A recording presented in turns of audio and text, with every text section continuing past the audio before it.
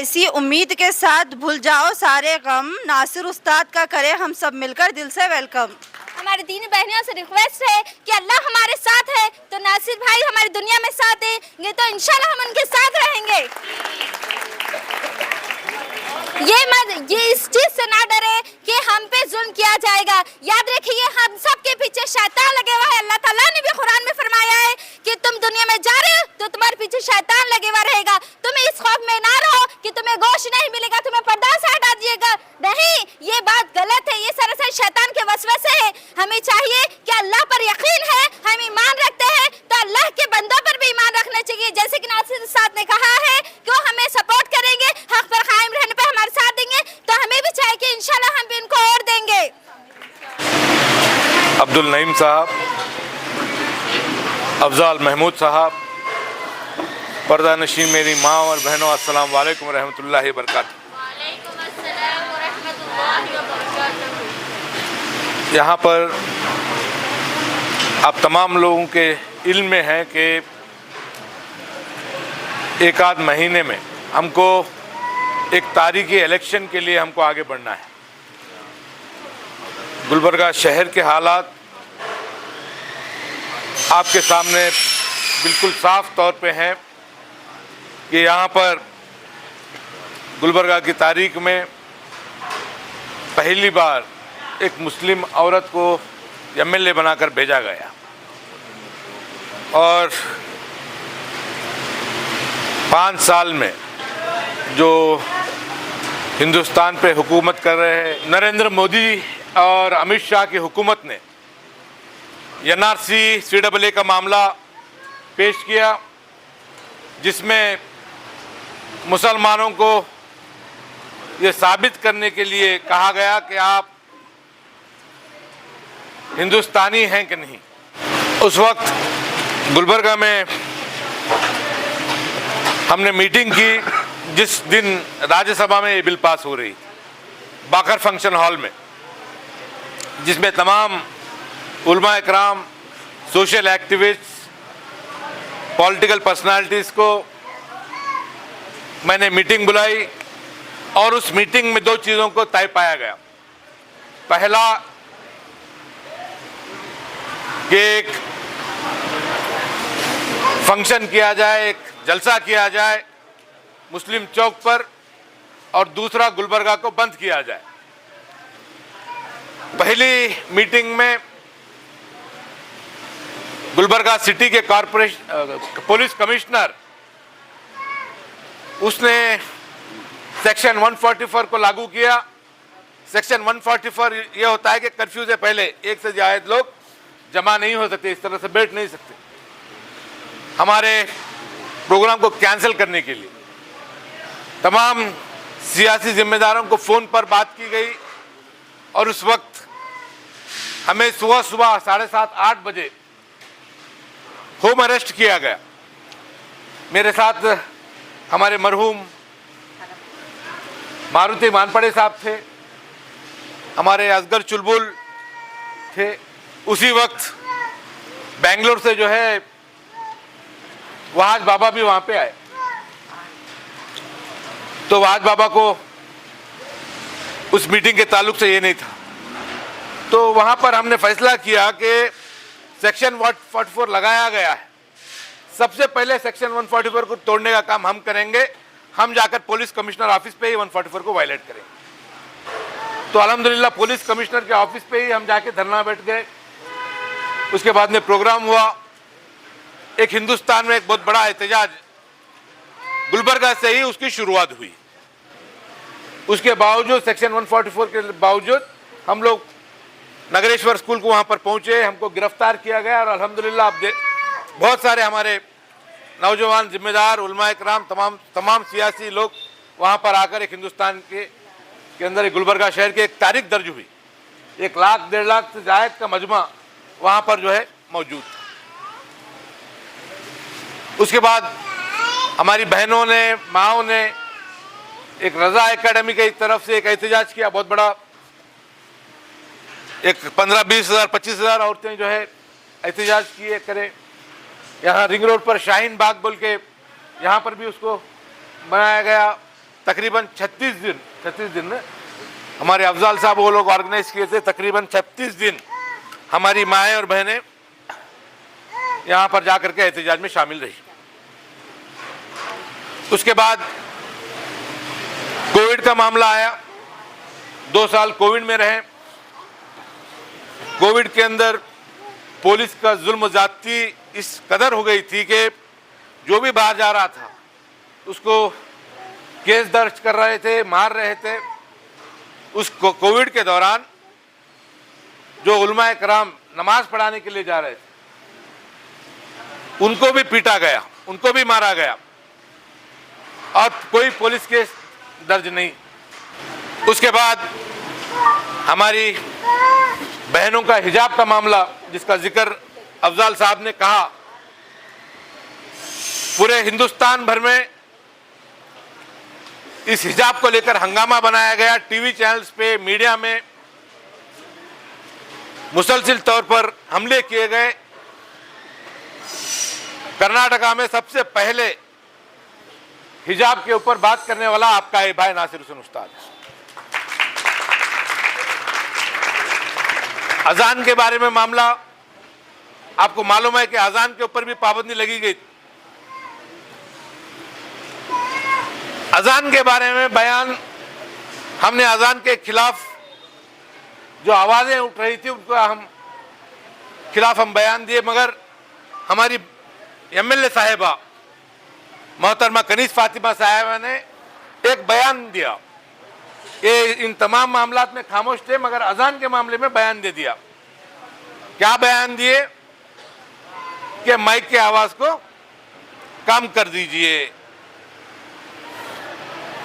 मैं आपके बीच में इतना खुल के इसलिए बात कर रहा हूं क्योंकि आप लोगों के इल्म में होना चाहिए। एक खातून एमएलए हैं और हमारे मिल्लत के सामने किस तरह के मसाइल आ रहे हैं, मुसलमानों को कितना नुकसान हुआ, मुसलमानों को कितनी तकलीफ हुई, यह चीज जब तक आपको नहीं मालूम होगा तो आप दूसरों को नहीं बता सकते। इन तमाम मामलात में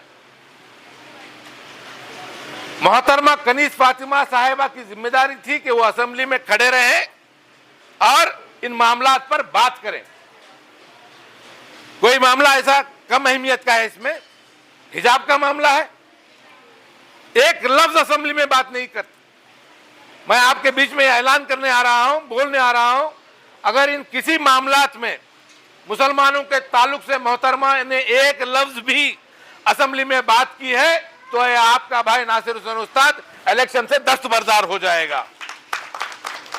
किसी मामले में बात नहीं करे, वो खामोश रहे। आज आपसे मैं पूछने आया हूं कि आपको वो एमएलए चाहिए जो मिल्लत के खिलाफ उंगले वाले सवालात को खामोशी से बैठकर देखे, या आपको ऐसा एमएलए चाहिए जो खड़ा होकर इन फिरकापरस्त ताकतों के आंख में आंख मिला करके उनका मुंह तोड़ जवाब देने का काम करे? ये आपको पूछने में आया हूं। जब आपके अजान का मामला आता है, आपके मस्जिदों तक वो आकर के ये कहते हैं कि हम मस्जिदों के बाहर बैठ करके हनुमान चालीसा लगाएंगे, हम हनुमान चालीसा लगाएंगे। मैं आपसे पूछने आया हूं, आप शरीयत से ज्यादा मोहब्बत करते हैं कि आप 10 किलो चावल से ज्यादा मोहब्बत करते हैं? आप अपने मस्जिदों की तहफ्फुज़ चाहते हैं कि आपको 200 यूनिट बिजली होना है? मस्जिद की तहफ्फुज़ होना है। आपके नकाब पर कोई अगर उंगली उठाता है उसका मुंह तोड़ जवाब देने वाला होना है, क्या खामोशी से बैठ करके पार्टियों के गुलाम बन के आपको देखने वाले मुंह तोड़ जवाब देने वाला चाहिए? आप अड़ंग का जब मामला हुआ, वहां पे 2 हमारे लोग शहीद हुए, आपका ये भाई यहाँ पर एहतजाज कर वहां पर जाकर उन मैयतों को खांदा देकर जो है दरगाह के अंदर जाके उनको तदफीन करने का काम आपके भाई ने किया है। मैं आपके बीच में पूछ रहा हूं, सोशल मीडिया के जरिए तमाम कांग्रेसियों से पूछ रहा हूं, तमाम कमरुल इस्लाम साहब के चाहने वाले से पूछ रहा हूं, बताइए कोई एक सिफत ऐसी जो कमर साहब में थी और ये मोहतरमा में आपको नजर आ रही है तो बोलिए। आप मिल्लत के खिलाफ मुसलसिल हमले हो रहे हैं और आपके लफ्ज सिले हुए हैं। मैं आपको गोश्त के लिए भी लड़ रहा हूँ, हिजाब के लिए लड़ रहा हूँ, एनआरसी के लिए लड़ रहा हूँ। अड़ंद के अंदर हमारी माएँ और बहनें नौजवान गिरफ्तार हो रहे हैं तो वहाँ पर जाके लड़ रहा हूँ। हर मामले में लड़ रहा हूँ। आपसे इंसाफ मांगने के लिए आया। आपको इंसाफ करना है।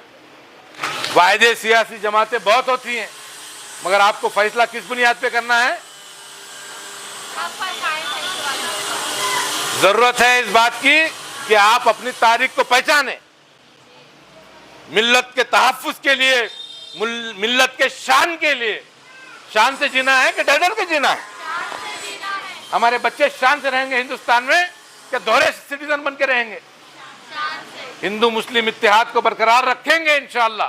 हिंदू मुसलमान भाइयों की तरह रहें, मगर मुसलमान कमजोर नहीं रह सकता है। मुसलमान दोहरा शहरी नहीं बन के रह सकता है। मुसलमान हमारी आगे आने वाली नस्लें सीना तान कर हिंदुस्तान में रहेंगे, सर को ऊंचा रख करके रहेंगे, आंखों में आंख मिला करके बात करने वाले हमारे मुस्लिम नौजवान रहेंगे।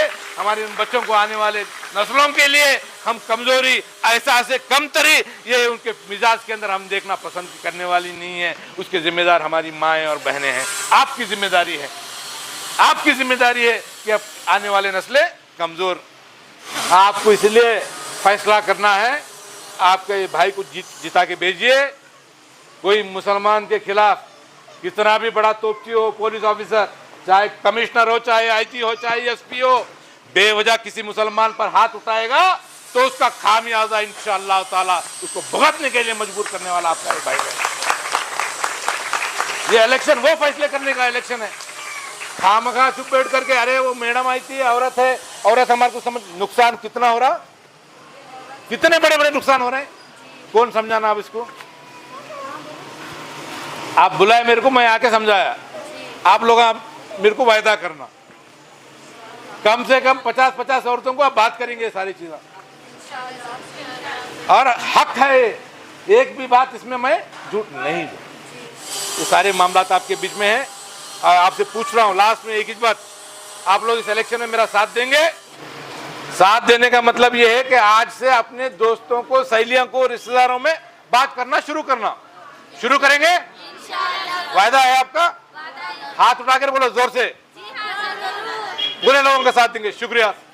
औज़ुबिल्लाहि मिनश्शैतानिर्रजीम, बिस्मिल्लाहिर्रहमानिर्रहीम। रब्बि इश्रह ली सदरी व यस्सिर ली अमरी वहलुल उक़दतम मिन लिसानी यफ़क़हू क़ौली। रोटी कपड़ा के ज़िम्मेदारों को और तमाम यहाँ पर ये जो आज आप लोगों को सिखाया जा रहा है यहाँ पे हुनर, और जो बच्चियाँ यहाँ पर बैठी हुई हैं, जो ख़वातीन यहाँ पर बैठी हुई हैं, मेरी माएँ बहनें, तमाम को मेरा दिल से सलाम। अस्सलामु अलैकुम व रहमतुल्लाहि व बरकातहू।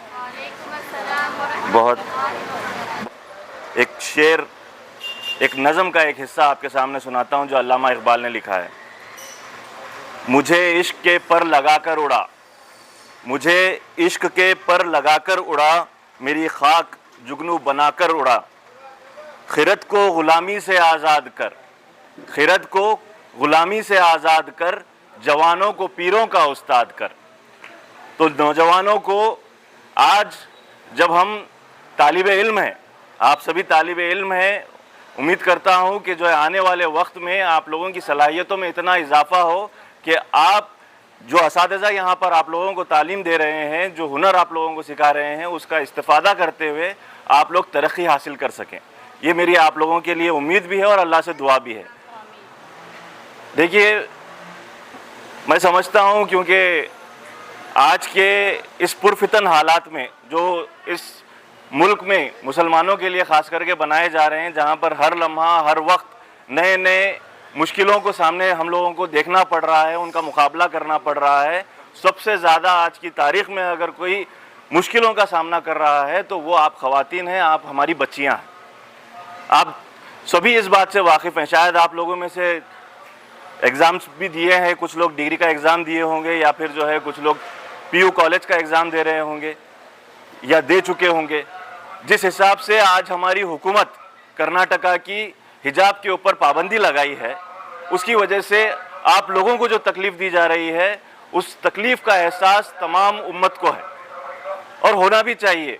ये हमारी शरीयत में, इस्लाम जो हमें सिखाता है, हमारी जो तरबियत है, उसके अंदर मुदाखलत की जा रही है।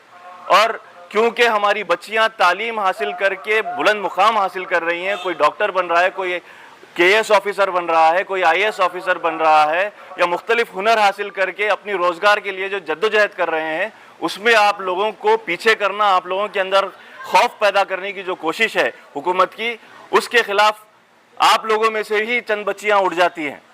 मैं बात आपके सामने इस वजह से कर रहा हूं क्योंकि जब हम किसी को मुंतखब करके एमएलएस को हम जो असम्बली में भेजते हैं, पार्लियामेंट में एमपीज को भेजते हैं, तो हम उम्मीद करते हैं, आप लोग शायद मुमकिन है कि जो है आप में से कई सारे लड़कियां पहली बार वोट कर रही होंगी या फिर इससे पहले भी एक बार वोट कर चुके होंगे, लेकिन आप लोगों ने ऐसे हालात इससे पहले कभी नहीं देखे हैं।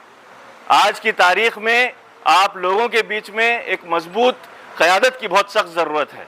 आप लोगों की रहनुमाई करने के लिए, आप लोगों को हिम्मत अफजाई देने के लिए एक मजबूत क़यादत की ज़रूरत है। ऐसे कायदीन जो असम्बली में जाकर आपके हुकूक के लिए बात नहीं कर सकते हैं, वैसे लोगों को हम अगर आगे भेजते हैं तो वो हमारी कौम का, हमारे आने वाली नस्लों का, आपका बहुत बड़ा नुकसान है। लेकिन सद अफसोस, बहुत तकलीफ की बात यह है कि हमारे जो एमएलएज जो गए हैं असम्बली में, 7 एमएलएज हैं, आप लोग अगर इस बात से वाकिफ नहीं है तो 7 एमएलएज में से किसी एक ने भी आपके हिजाब के ताल्लुक से बात नहीं की असम्बली के अंदर।